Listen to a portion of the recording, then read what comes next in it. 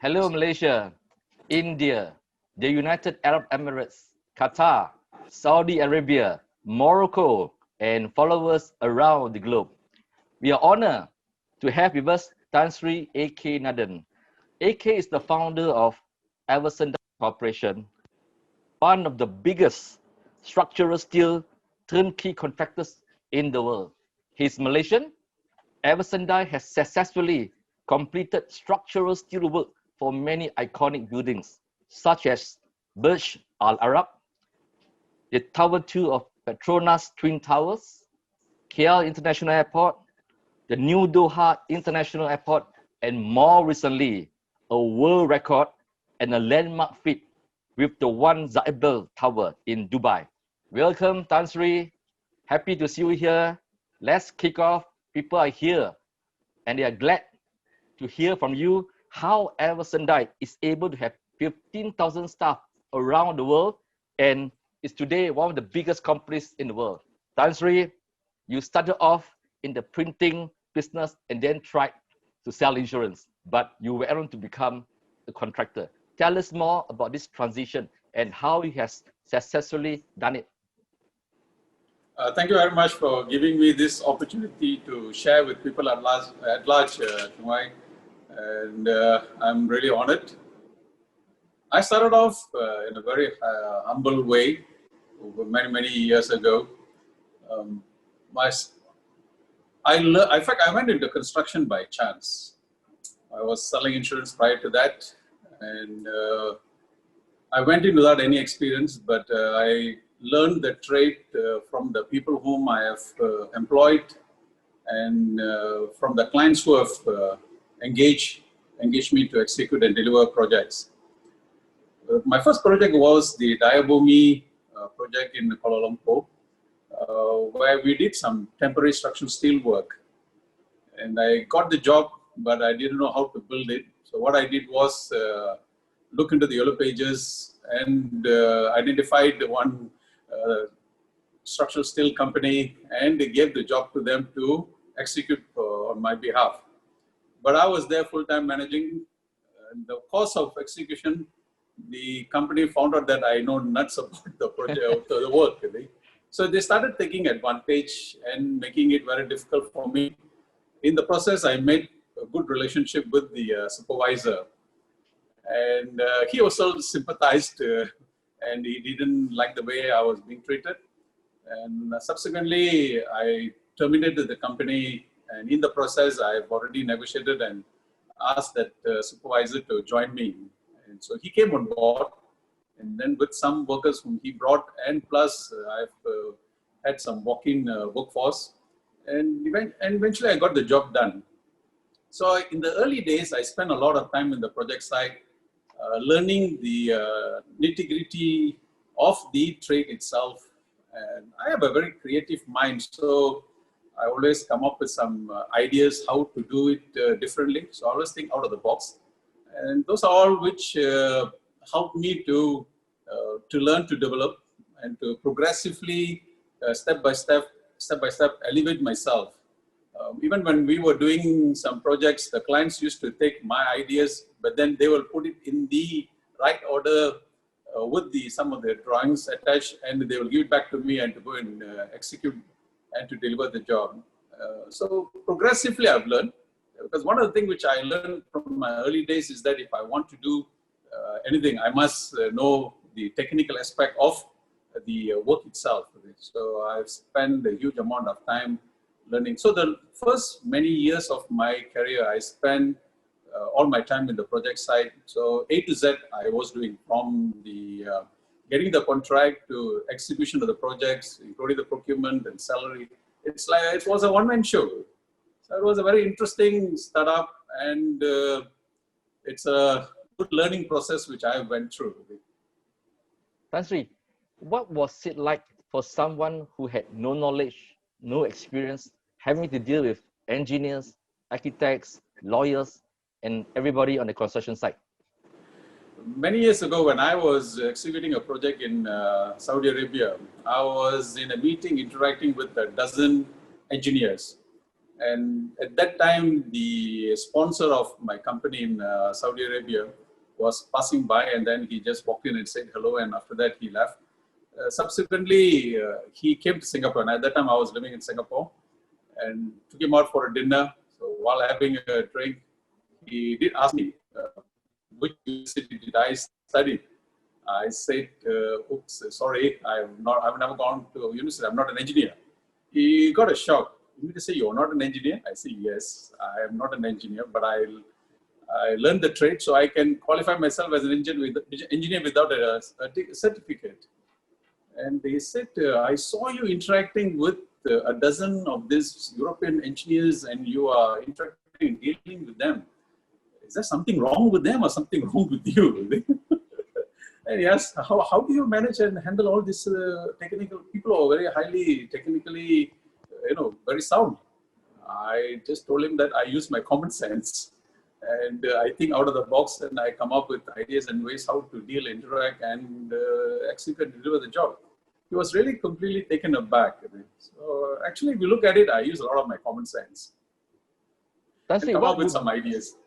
Tan Sri, what was the single most difficult problem in those early days? Was it capital to keep the cash flow, or what?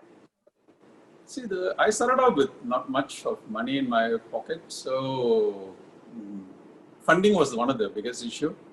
But some of the early days, I was able to execute and deliver jobs, and I was able to collect money within the shortest period after submission of the bills. Because the early days, my job was responsible more towards installation of the structures. So I just do the erection work, and very much more towards utilizing the manpower.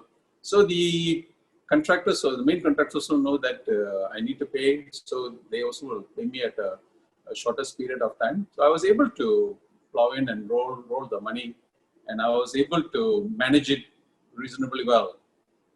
So those are all the tough times now. And apart from that, the early days, I did some work, and end of the day, did not get paid. So I've lost out. And I mean, in 1987 and all, I was literally down, and I thought I'm almost gone. Subsequently, I moved on to Singapore, and then eventually I was able to build and made what it is today. So I had my own ups and downs and challenges. It was a very painful journey those days. Tan Sri, before Sendai was born, was your company called by any other name? And why is it called Sendai? It sounds very Japanese. I think Sendai is a town in Honshu Island in Japan, if I'm not mistaken. Can you share with us how this name came about? Actually, initially it was a company which I had along with my brother, and subsequently we parted. And in 1984, I started off, Sendai was born in 1984. Prior to that, I had the opportunity to work along with the Nippon Steel Corporation, and I met up with this one Tameshi Yamaki, who gave me the opportunity. And at the time, we were executing the Proton Saga factory. And so I developed a good relationship with him. And following year, I mean, after the tail end and then completion of the job, then I decided to part and then start off Sendai. So one day while having a dinner with him, I asked Mr. Yamaki, where did he come from Japan? He said Sendai. I like the sound Sendai. No, the Japanese have meaning for every word. So I asked him, what's the meaning of Sendai? It said thousands of generation. So I made it ever thousands of generation. So it became Ever Sendai. In the early days, many people thought Ever Sendai's owner is a Japanese because the company's name sounds Japanese. But actually, little they know that it is actually owned by a Malaysian.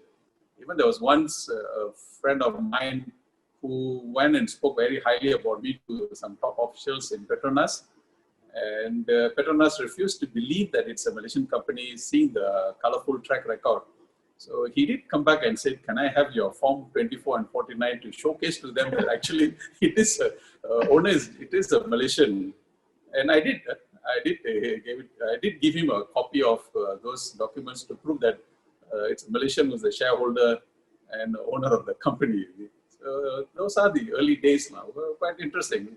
Today, Avasanta is very well known, world renowned, because of the kind of projects we have executed, and we have very well positioned ourselves. What was the turning point of your company? You were doing diabumi, you started with. What was the turning point when you went on to build this world iconic buildings? What was the definitive time? Actually, I started off early days where I was very shy, did not have the kind of confidence to interact and deal with people. My turning point was while going into insurance and learning the trade and getting all the exposure. I had the opportunity to read and learn the character building from this book, The Law of Success, written by Napoleon Hill. So through that, I actually developed myself and corrected a lot of some of the shortfalls. And one of the things which I still hold very close to my heart is whatever your mind can conceive, you can achieve it.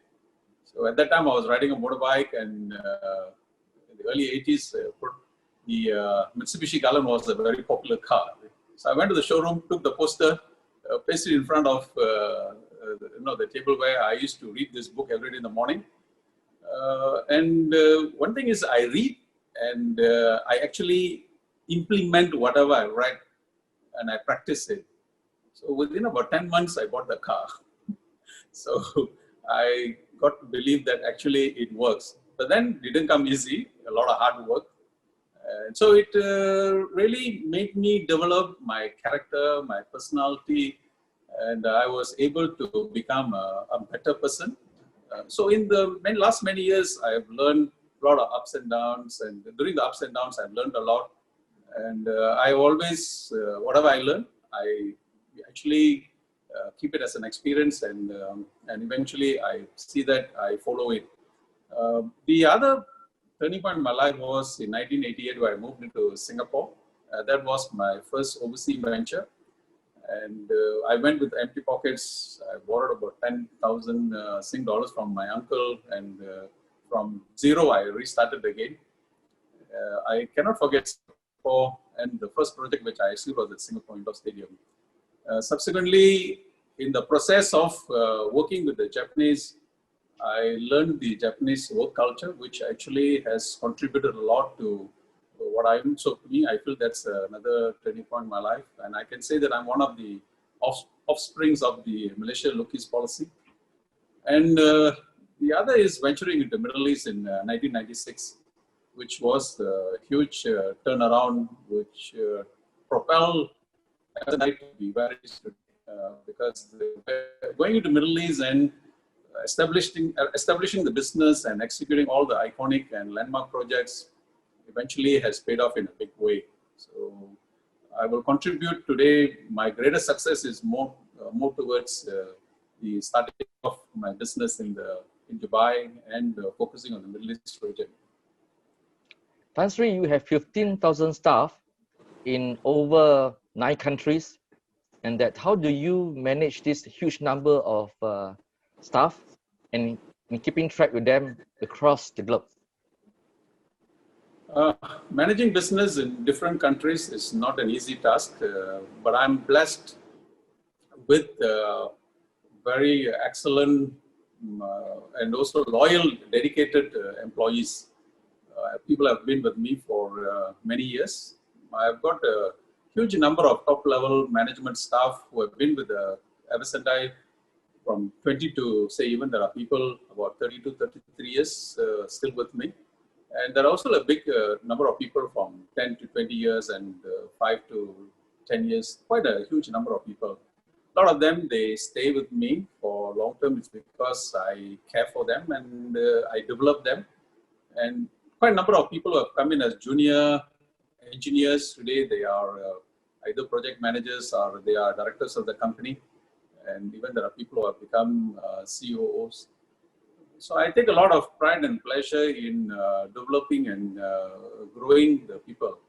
And I also develop them by monitoring with them regularly. So I spend a lot of time with my staff. And so with 15 officers and working in 9 to 10 different countries. Without the loyal, dedicated employees or staff whom I have who are very close to me, I don't think so would have been possible, because I can't go and be in every country to sign their paycheck on the same day. It's not possible. So most of my staff, they sign their own paycheck. So I'm very blessed with such employees whom I have, and they are still following and loyal. They're very, very loyal to me. So your hub in the Middle East is Dubai, and I believe that your son Narish is running the outfit over there. Can you share with us how your son is managing the main site over there in Dubai? My son joined Avasandai, if I'm not mistaken, maybe about 14, maybe 15 years. He has been with the company. He started off from scratch. Actually, I wanted him to become an engineer, but because I'm not an engineer, so I wanted him to be an engineer. He did for 3 months. He didn't like it. Then quietly, when I told the mother he wants to change to another field, so he went on to do IT and management. I was actually disappointed, but then I didn't want to force him. And one day, while I was having a drink with him, I expressed to him that I was disappointed that he didn't become an engineer. He said to me, "Pa, are you an engineer?" I said, "No. If you can do, I can do it." I said, "Okay." So he shut me off in that manner. And he finished his education, and a number of friends told me, send him off to work in some other countries, in other companies, to gain exposure and experience. Say better to learn from other companies rather than directly from me. And I thought about it very deeply, and I felt that who can be a better teacher than me for my own son? So I decided to take him on board, because he was very keen to work along with Avasandai.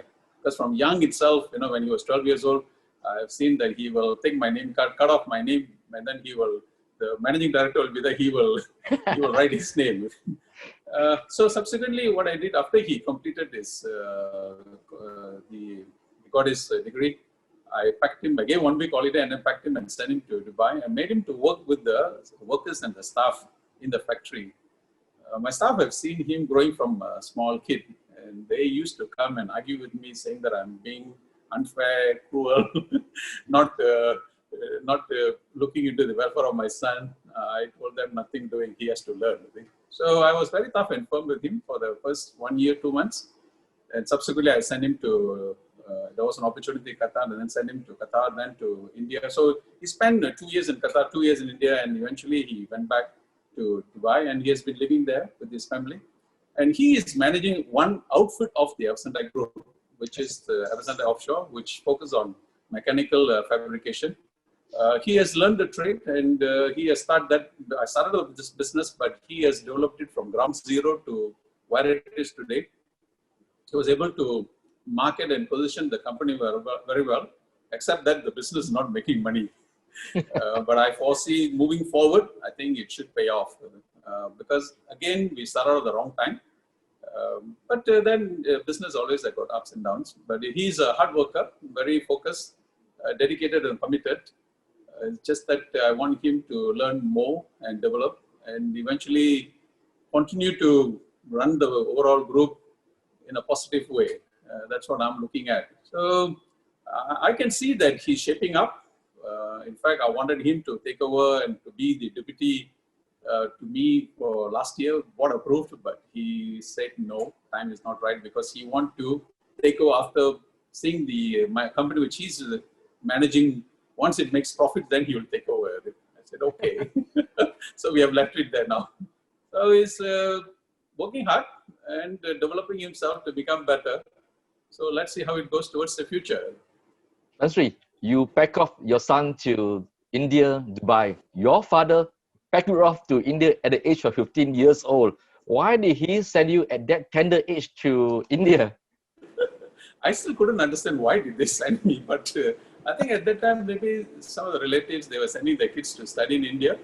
So I would say more it's my mom rather than my father, who she wanted me to educate and elevate myself. So she sent me off. I did not even complete my LC at that time. It was LC. So I stopped it halfway and then went off to study in Chennai. Mhm. Was tough time. I mean, learning and living, especially living alone in a hostel without the family. But the thing is that I would say that's another, could be also a time where I come to a lot of realization, seeing people, very poor people living by road, streets. And so, when you are alone away from the family, there's a lot of thinking which you do. And in that process, my father, who was a sole bread earner, also met with an accident, and we could not, overall, I would say the income for the family was completely vanished. And so we had to start all over again and then from scratch. And so at that time, while I was studying in India, family could not send money on time. So I actually, at one time, I was living on one meal a day. Oh. So it went through a bit of a tough time. So that's the time where the burning desire came in within me that I must become an entrepreneur. I must have my own business. And that's how I went into, so at that time I thought of what business can I do? I said, okay, fine. Why not I get into the printing business? So again, even at that young age, I said, no, I must learn the technical aspect of the business. So I went and employed myself an apprentice in a printing company in Chennai. And at the time, they used to pay me 3 rupees a day. So I learned the trade, and then subsequently I came back to Malaysia because I couldn't afford to stay any longer because of the financial situation. And I got employed in a printing press in Singapore, in Kuala Lumpur. I worked for 6 months, and in the process, I used to meet a lot of salesmen who come there to sell papers and ink. And in the course of conversation with them, they always used to tell me that, hey, you speak well, why are you working with these dirty clothes, being as a printer? Why don't you become a salesman? And one day while I was in my sister's house, the AIA insurance agency manager came down, and he was interacting with my brother-in-law. And he looked at me and asked me a question, what am I doing? I said, no, I just left my job. I said, why don't you become insurance salesman? I said, okay. So I went on to meet up with him, and then I got inducted, and eventually I became an insurance agent. And I did well in the early days, and subsequently moved on to construction by chance. Tan Sri, the COVID-19 pandemic has hit everyone around the world. It has put a block to many construction work. Has it affected any of your work around the world? Yeah, we have been affected. We are not left without being, having our share of challenges and difficulties. Now, almost most of the countries where we are executing work, the projects were put on hold. So it's like stop, start, again stop. It's still going on. For example, like Middle East, they were still continuing, but then some projects which has got infected by the virus, they did stop. So the overall progress has been slow. And for example, till now, Singapore has not started operation yet. India partially started. Malaysia is back to normal. So in the process, the last 4 months or so, we still have to pay salary to our employees. Now only I realize having a huge number of people on your payroll has got a huge challenge when you don't have your regular revenue. Yeah. So, but then I have good understanding staff. We did reduce some of the staff salary, but then I told myself it's only temporary. My intention is to pay them back once the company get back here to have cash flow. But then it was only for about 4 months, which I got this temporary deferment of the salary from about 12% to about 50%. We just had a reduction. But what I see is that going forward, we should be able to, overcome this pandemic. To me, what I see in life is that whether it's a pandemic or whether it's a financial crisis, it's all come and go. If we were to sit down and worry about it, we will not be able to progress in life. So I always think in the positive side, where I focus on what I have to do, look at my goal and achievements, and I just move forward. dealing with whatever comes. So tough times, but yeah, we'd have to deal with it. So eventually people will come to terms to live with the COVID. Everyone is hoping for the vaccine to come on board. Well, let's all hope for the best. But Tan Sri, in terms of contingency plans, as we move on to 2021, obviously the P&L of most companies have been hit this year because of the COVID-19 pandemic. But as we move on to the subsequent first quarter of 2021, there's still a lot of uncertainties. And then some are even saying that, look, there's going to be a second or third wave now. So we do not know how things would work out next year. In terms of OPEX, in terms of what they call it, fixed bills and everything, how are you preparing yourself for a situation which many of us are unable to control and cannot even predict? One of the good things that has happened to Eversendai is we have a huge amount of order book in hand with us. We have at present about 2.7 billion worth of jobs in hand, Malaysian ringgit. And there are some more projects in the pipeline. I'm some rather, I feel, I mean, this is my own strong opinion. I feel people are getting to understand to live with the pandemic. Yes. So whether it's a second wave or third wave, it will just come and go. And by the time even the third wave comes on board, the third wave come on board, I feel by the time the vaccine should come in. But nevertheless, I think we have to adapt and interact and deal with it. Yes, if the projects are put on hold, not only Eversendai, any company will have its own challenges and difficulties. Some or other, I feel the worst. I feel that I've seen the worst for the pandemic because some of the places job have restarted. So we got to live with it and then move on. In fact, I think what I feel very disappointed is that the last 2-3 years has been a very, very tough time for me because of various challenges, and especially 2019 was one of my worst period of my life.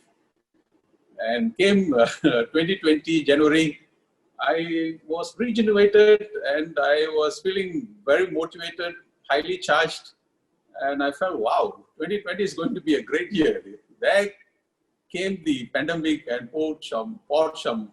It completely shattered me with some. I cannot say whether it's a cold water or something came and hit me hard. And so the whole process of me, looking at the positive side of 2020, it kind of like slowed down the whole process because I was looking at 2020, especially with a lot of order book in hand.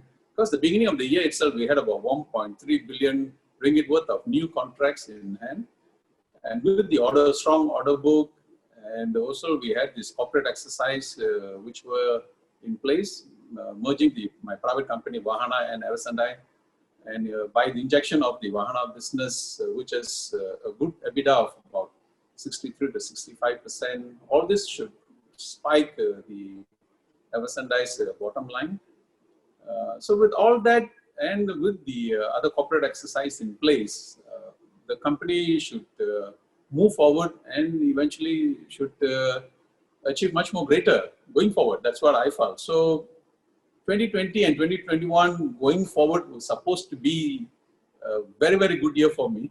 But now 2020 has become a bit quiet. So I'm still positive. I'm very confident. Just kind of like slow down the whole process. So just only about a couple of days ago, I mean, especially on the 10th of September, we had our AGM, EGM, and we got the approval from the shareholders to proceed with the merger, which is a positive sign. So with all that, which was supposed to be, should have happened in May, but then it has happened in September. So like that, it has delayed a bit, but I'm not deviating from whatever the plans which I have going forward to make the group successful. Tan Sri, of all the landmark projects which one is the most memorable for you?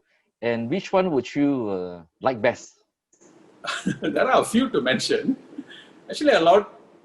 I would say about more than about maybe I can say about 14, 15 projects would have appeared. What we have exhibited would have appeared in the Discovery Channel or Mega Structures program. We are very well known to execute and deliver high profile, landmark, highly complex structures. Um, so I would say my first memorable project was the Singapore Indoor Stadium in Singapore. Really complex structure, and I learned a lot. And I was able to use that as the springboard to start off my business venture in Singapore. The second, the project within in Singapore itself is Hitachi Tower, which is the first high-rise building I executed in 1991. Because getting this opportunity to get into new, let's say, whether it's a high-rise building or a stadium or infrastructure project, it all had its own challenges to break through, to get the breakthrough. So I had that opportunity. Apart from that, I also had after the Hitachi, I built the Republic Plaza in Singapore, which is one of the tall buildings in Singapore. And the other memorable projects, I would say the Petronas Twin Towers, which I won with the perseverance and the persistence because I didn't give up. Even though initially when I approached, they say no, but I didn't give up, and eventually I won. The other notable projects are the Burj Al Arab in Dubai in 1996. I still will consider that project as a wonder project. It's built on a man-made island. It's iconic, very difficult to build because the structural steelworks are all on the external of the building, potentially dangerous to install. I see. And I would still call that as a wonder project. And the other, I could say, in the Kingdom Center in Saudi Arabia, in Riyadh, it's another highly complex structure. The Kebda Gate building in Abu Dhabi, which leans further than the Pisa Tower. So this is built as a leaning tower. It's another very highly complex. And to top it all, I would say the Burj Khalifa, the tallest building in the world, where the last 280 meters, it's all structural steel. And I'm very proud to be part of all these landmark, high-profile projects. And the latest one is the Wanzabil, which is the now at present. Once it completed, especially the extension of the link bridge will start in October. Once it's completed, it will be the longest cantilever bridge connecting two buildings over a highway. And its total length is about 230 meters. And the total weight of the structure, the steel alone, will be around some 8,700 tons. I'm honored and very proud to be part of this colorful, landmark, high-profile projects. So all these projects, one good project brings another good project. So that's how the Center has evolved and grown and developed and to become where it is today. I remember reading that you took your son Narish to go to look at the Burj Al Arab and says that, look, this is what your dad has helped to build. This is truly inspiring. Why did you choose that building and for him to have that motivation factor? Actually, there was, I'm a person where I travel extensively. By the time I go for a round and the comeback is almost about 3 weeks, spend about a week, and then again I'm on the road again. So I know at one interview my son has called, has said that my father missing in action. So I'm so focused and hands-on with running the business, so I'm always on the move, especially traveling from Singapore to Malaysia, then to Middle East, and coming back again. And so one day I found that he was very depressed, and he walked up to me and said, "I don't want your money. I want you to spend the time. Can you do that or not?" So I saw that he was disturbed and all. Then after that, I decided that I will take him to Dubai. While I'm working, he can also spend the time with me and have a holiday. So I took to both my kids, my son and my daughter, and my niece and nephews, and took them to Dubai. That's the time we were building the Burj Al Arab, and there was a hotel which is just almost diagonally across where we were building the structure. And so the kids were staying there, and I told them that we are going for a week. I will work for 1 day, and then 6 days we will have a holiday. End of the day, what happened was I worked for 6 days and spent about 1 day with them. Because the early days, the structure, we were lifting up the diagonals, which had some challenges. So in the course of time, when he was, he spent the time in Dubai, even though he was very young, I think it's about some 12 or 13 years old, he was able to see that I was rushing to take care of them and then rush to the project site. It's only walking distance. And they could understand what I was going through.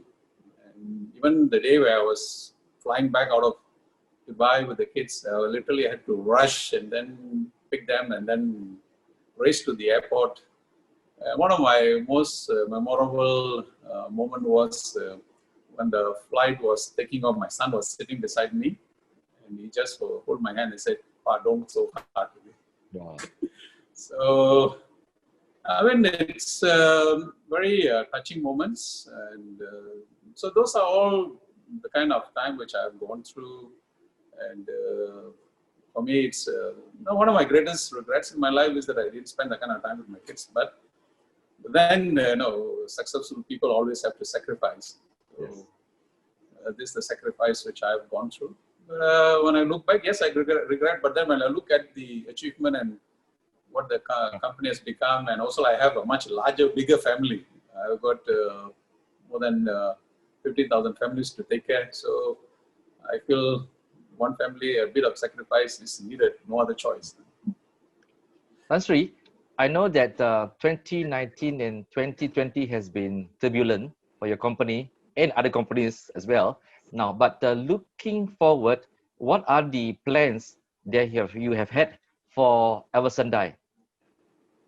My target is, in fact, I started working to correct a lot of some mistakes, some I would say improvisation. So the last 2 years, the targets which I've set is to reduce the overall operating costs and maximize the profits, which a lot of effort has been put in, and it has, I would say, paid off in certain ways. Except that one of the business, the mechanical fabrication business, that's what have pulled down the overall core business profit. Actually, we did well last year, except for that business which pulled down the overall group's profits. So my target going forward is to make the company financially stronger. I want to make it as a cash-rich company. I was at one time cash-rich, but with some wrong investments and also venturing out and going into business at the wrong time, which is all, it has slowed down the overall growth and development of the group itself. But business-wise, we have done well. So with the merger of Eversendai and Wahana, and with the corporate exercise, there's a lot of interesting things which I planned for the next 3 years or so. So all those things will come to place. I'm very optimistic and confident. So subsequently, I want Eversendai to be a good dividend-paying company. I want to repay the shareholders, and other thing which I plan to do is that I want to pare down my shareholding from 71.11% to 51%. So in that way, I can increase the liquidity in the market, which one of the concerns people have at large or in the market. The other rationale behind the merger is also we can create a recurring income, because, as I said, the EBITDA on that business is pretty high. And also we can resolve some cross borrowings. And and also in the process, we're also issuing some pre-warrants. All those will pay off in a big way. And the other one is also I want to pare down the overall borrowings of the group. So all these are in the works, which I'm working very hard. And I feel confident that I will eventually achieve all this what I've said to make it happen. With my strong team of people, with my strong team of people and the support what I have, I think I'll be able to make it a realization. Tan Sri, what is Eversendi's interest in the renewable energy sector? Now, Eversendi established the Russell Khaimah facility in Russell Khaimah, which is sitting on a 200,000 square meters of land with 550 meters of waterfront, with a water depth of 7 meters at low tide. That's a business my son is Naresh is managing. So initially we have already built one lift boat, and eventually that has gone to work with Saudi Aramco. Along with it, we have built quite a number of process modules, and actually initially we were focusing more towards on the oil and gas industry, and we found that it's quite a turbulent business. Yeah. So the last 2 years, my son has been focusing more on the renewable energy sector. Tough entry, but he was able to penetrate, and so we already delivered one 6-leg jacket for offshore wind, which was delivered to Holland successfully. That after the delivery, and people have got to know much about us, and they really highly appreciate the quality and the timely delivery. And at present, we are getting a lot of inquiries from many of the companies who want to engage us. We already have 2 more projects which is in progress in Russell Khaimah. Both are for Europe. And so it's not just only the jackets we're doing, we're also now involved with also the top sides, all the mechanical works. Going forward, there are many more projects in the pipeline. So our focus will be more towards renewable energy, especially on the offshore wind. Along with it, we are also going to focus more on the modular construction. Because the Russell Khaimah facility was established modular construction. Because modular construction is the way forward where many EPCC companies are going to look forward. And this kind of modular construction very much is needed in countries where there is a high risk of security or a high cost of operation. So they prefer to get it done in a country where it is safe and the quality is good. So in process, we will be able to maybe do it in the Russell Khaimah facility and then export it to either to Europe or Africa or any part of the world. Some people do ask me, why did I establish this facility in the UAE, especially in Russell Khaimah? I always tell them that it's a very location strategically located, because from Dubai to London takes 7 hours, and from Dubai to South Africa it takes about 7 hours or 6.5 to 7 hours, and to Malaysia also about 7 hours. So it kind of like we can cover quite an extensive area. So it's a good location, and also safe to manage the business. And we have been very successful for the last 24 years. So with all that, I feel we are very well positioned, and the renewable energy business will take off in a big way. And we also have signed some MOUs with some of the companies where we have the first right of refusal, where we are already bidding for some projects. With all that, I feel the Eversendi group, combined with the merger, I think we should shine and do well. Not so much in 2020, because we have to, like any other company, we have to go through this process to come out of it. But I foresee 2021 and going forward, Eversendi should do far more greater than what it was before. Tan Sri, we've got 2 final questions before we wrap this up. You are now grounded. You can't fly anywhere.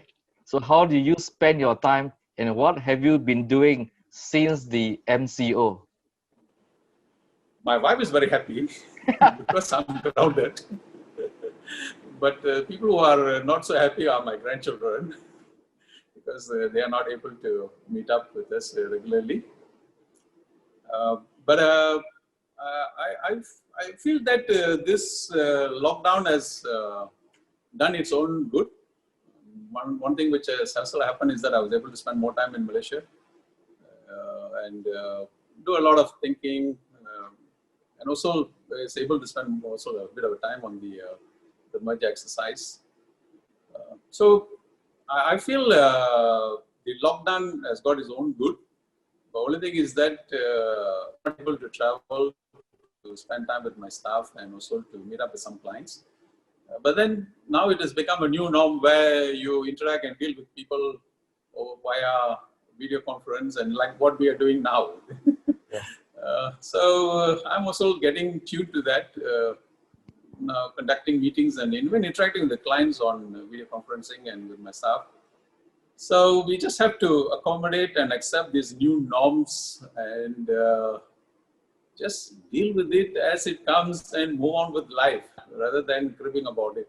So I'm always very positive. When friends of mine have asked me, hey, you used to travel extensively. Actually, I used to be out of this country 60 to 70% sometimes. Even Ramnight has gone even 80% on certain months. And so they were surprised that I'm able to balance it. They say, how am I able to deal with it? I just tell them it's all about mindset. So if one can have the right mindset and accommodate and accept, just move on. And sometimes they even ask me, hey, you have so much of stress and tension with all this workload and with COVID and so forth, especially when you have so much of, when you have such a huge number of people and, and you also have your own cash flow issues. How do you manage?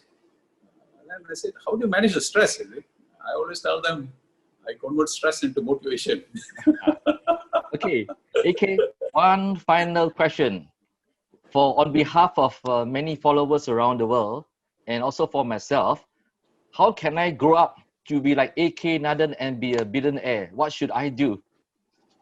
My simple advice is, fundamentally, one of the most important aspects is one must come to their own self-realization. This is how I started, and I've developed and made what I am today. Because sometimes people have asked me, who is my mentor? I said, I don't have a mentor. I didn't have anyone who walked up to me and advised me and guided me. A lot of things I've learned on my own with my own self-realization. So early day itself, I had this realization. And in the process, I also listened to good advices from people who have got were elder than me and who has got more experience. So those are the things. And apart from that, what I've learned in the course of reading Napoleon Hill, The Law of Success, and so within that, I myself have created certain important character building. So I'm a strong believer in character building. I mean, all of us are born with certain good characters and bad characters. And every human being can change for the better. But then they have to put a lot of effort in making the change. So in order to do the changes, one have to come to their own self-realization. So I always tell people, have to ask ourselves, who am I? What am I? What kind of character I am? What kind of shortfalls I have or weakness I have? So if a person can focus on their weakness and to correct, then they can change to become better. So a few things which I like to share that people should always remember is always have a positive mindset. With a positive mindset, then you'll be able to interact and deal with any kind of challenges and difficulties. Because if you start negative feeling coming to us, then that will drag us and pull us down. And we must always have this burning desire. That burning desires must be like a volcano. Within it is always it's hot and it's always keeping the person focused. And so that should be the one which push the person to move forward and become one. And the one is become a self-motivator. How one can self-motivate is, what I do is that I always look back and look at the challenges and difficulties and the pain and the difficulties what I've gone through in life. And I don't want to be in the same position. So I use that as a motivation to motivate myself to move forward. I'm very passionate what I'm doing. So passion is at most important. Sometimes people lack the passion. Only when you have passion towards what you're doing, then you will love it, and then you will make sure you will do better and better and better. You will not want to compromise. I also believe in determination, and also must learn from experienced people. And the other one is we must accept our own mistakes. So we must learn from our own mistakes and also learn from other people's mistakes. Because learning from other people's mistake is free. And also, I'm very much a strong believer in discipline. Now, if we don't have that discipline, we will not be focused to move forward to achieve what we are supposed to achieve. And fundamentally, the strongest character building which I have within myself is the perseverance and the persistence. I don't easily give up. I am a fighter. No matter what might come, I always don't give up. And along with it, we must maintain whatever we have acquired in terms of the character building, as well as the knowledge and experience. We should not deviate and should not forget from where we come from. So for that, we have to be always humble. We have to respect and value people. So as long as we have hope, we have faith, and we have patience, and we work hard, not only work hard, but work smartly, progressively we can achieve. So with the character building, if one has a strong character within themselves, even they can face any kind of challenge. Even if they slip and fall down, they'll be able to pick themselves up, and they'll be able to move forward and attain success. Success doesn't come that easy. A lot of them overnight they will become rich. Overnight you become rich. Whatever comes fast, it will go fast. But progressively, if we are able to attain achievement and success, it will stay. But then we must be focused, and we have to work towards it without getting deviated. So I'm a strong believer in those fundamentals, what I've shared with you. So as I said, values are utmost important. So those are the things. So never give up. Thank you. Thank you, Tan Sri, for passionately sharing your experiences and thoughts with us this evening. Appreciate your presence, and I will say cheers to you. Yes. Thank you, bro, and let's soon. We will catch up soon. To Malaysians and followers of TAF, the United Arab Emirates, Qatar, Saudi Arabia, Morocco, thank you for joining us tonight. And please, most important, please like, follow, and share Real Chunwai. Thank you. Good evening. Bye-bye.